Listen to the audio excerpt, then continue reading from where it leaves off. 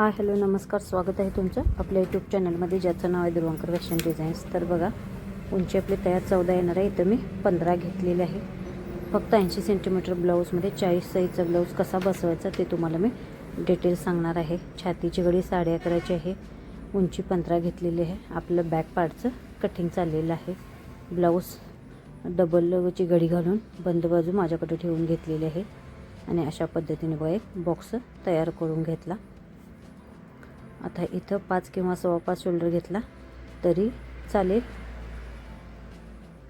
जितके शोल्डर घेतलेले आहे तितकाच मुंडा घ्यायचा आहे. मुंड्याला सुद्धा एक बॉक्स तयार करून घ्यायचा. बघा, 1.5 इंचावरती मागील मुंड्याचं आपल्याला कटिंग करून घ्यायचं आहे. अशा पद्धतीने आकार दिलेला आहे. 2 इंच गळा रुंदी घ्यायची आहे. गळा आपला 9 तयार होणार आहे. गळ्याचं कटिंग 9.5 इंचीच्या मापाने आपल्याला गळ्याचं कटिंग करायचं आहे. बघू शकताय तुम्ही. अशा पद्धतीने तुम्ही कटिंग केलं ना तर अगदी परफेक्ट असा 40 साईजमध्ये आपला 40 साईजचा ब्लाऊज 80 सेंटीमीटरमध्ये बसतो. बघा, खालच्या बाजूला असा मी 1 इंच वाढवून घेतलेला आहे आणि अशी तिरकी लाईन मारून घेणार. आणि बघा, अशा पद्धतीने फक्त खालच्या साईडनेच आपल्याला डीप गळा घ्यायचा आहे, म्हणून मी असा गोल आकार देऊन घेतलेला आहे. बघू शकताय तुम्ही. आता जरी तिरका वाटत असेल तर गळा ब्लाऊज घातल्यानंतर अगदी गळा परफेक्ट असा गोल बसतो. जसं आपण मार्किंग केलेलं आहे त्या मार्किंग बरोबर व्यवस्थित असं आपल्याला कटिंग करायचं आहे. ह्याचं कटोरीचं पॅटर्न जर हवा असेल तर ह्याच्या अगोदरचा व्हिडिओ बघू शकताय तुम्ही. तो आपला 40 साईज कटिंग कसं केलेलं आहे, पेपर कटिंग ते दाखवलेलं आहे.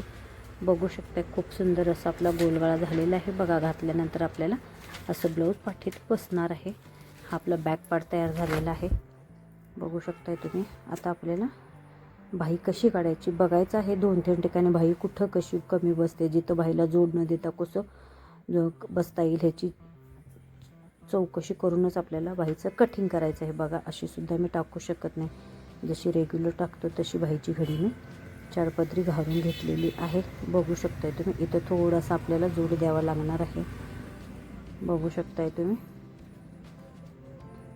बघा, छातीचा 4थ्या भागाचा जरी भाग टाकला तरी आपल्याला चालणार आहे, पण हितात आपला 4था भाग नाही आहे. बघा, खालच्या साईडला 1 किंवा 1.25 इंचाची धुमरपट्टी मी टिक मार्क करून घेतलेली आहे. अशी एक लाईन ओढून घेते म्हणजे तुमच्या लक्षात येईल. बघा, असा तिरका थोडासा क्रॉस करून घ्यायचा. बघा, आपली तयार बाही किती आहे, 5.5 आहे. प्लस 6 किंवा 6.25 तुम्हाला जितकी हवी आहे तितकी उंची टाकून घ्यायची आहे. ओपन बाजूकडून 2.25 इंचावरती टिक मार्क करायची आणि अशी तिरकी लाईन ओढून घ्यायची.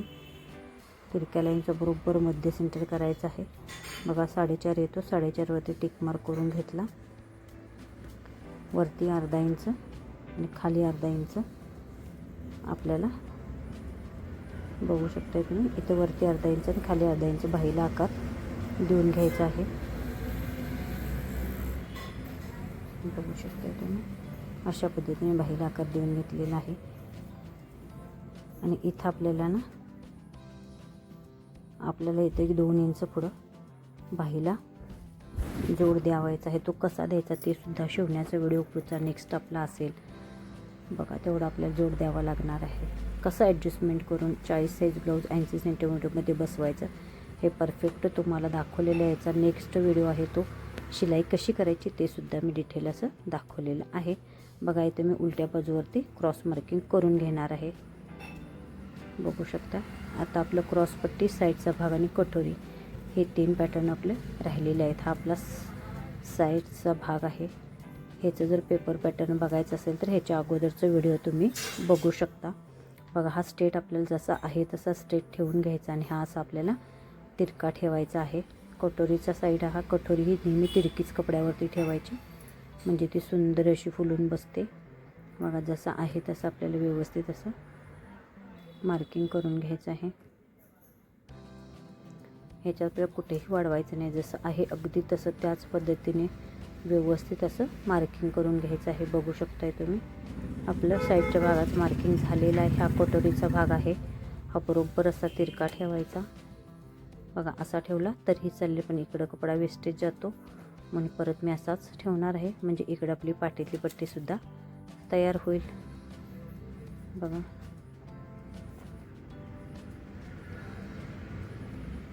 बघा जसं आहे तसं अगदी व्यवस्थित मार्किंग करायचं आहे.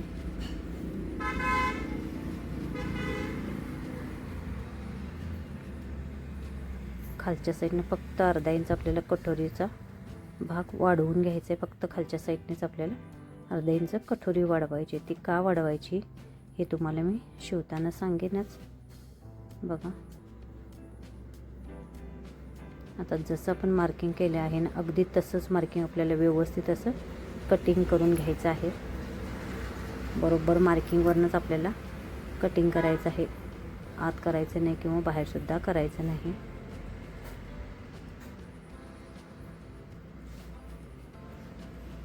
अगदी कमीत कमी कपडा असेल तर आपल्याला सुंदर असं चॉईस साईज ब्लाऊज अगदी परफेक्ट कसं बसतं हे तुम्हाला मी प्रॉपर दाखवलेलं आहे ह्या.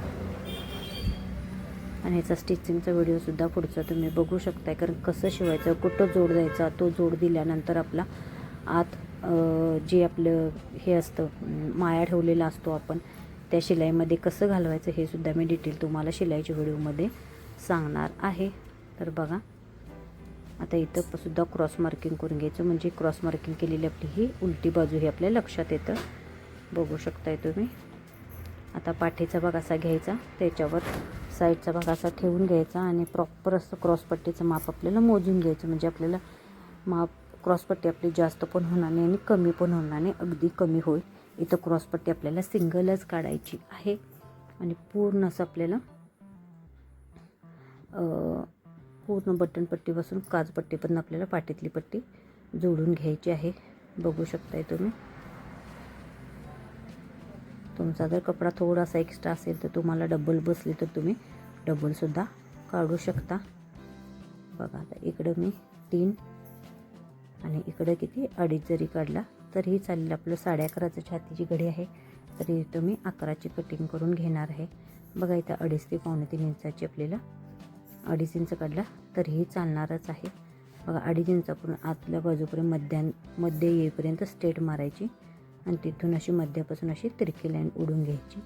इथं मी सिंगलच क्रॉसपट्ट्या काढणार आहे. माझा कपडा खूपच कमी आहे त्यामुळे मी इथं सिंगल काढलेली आहे. खालची बाजू आहे तिथंसुद्धा मी क्रॉस मार्किंग करून घेतलेलं आहे. आता बघा गोटपट्ट्या नेहमी हा जो तुकडा आहे हा आपल्याला बाहीला जोड द्यावा लागणार आहे. त्यामुळे अजिबात आपल्याला तुकडे वगैरे फेकून द्यायचं नाही आहे. ह्यात आपल्याला सिंगल काज बटनपट्टी करायची आहे. मी नेहमी डबल लावते पण जिथं कपडा कमी असेल ना तिथं मी सिंगलसुद्धा लावते. तर बघू शकताय तुम्ही ही आपली आहे. इथं आता नेहमी मी क्रॉसपट्ट्या तिरकेच कपड्यात काढते. तिरकस कपड्यातच गोटपट्टी काढावी.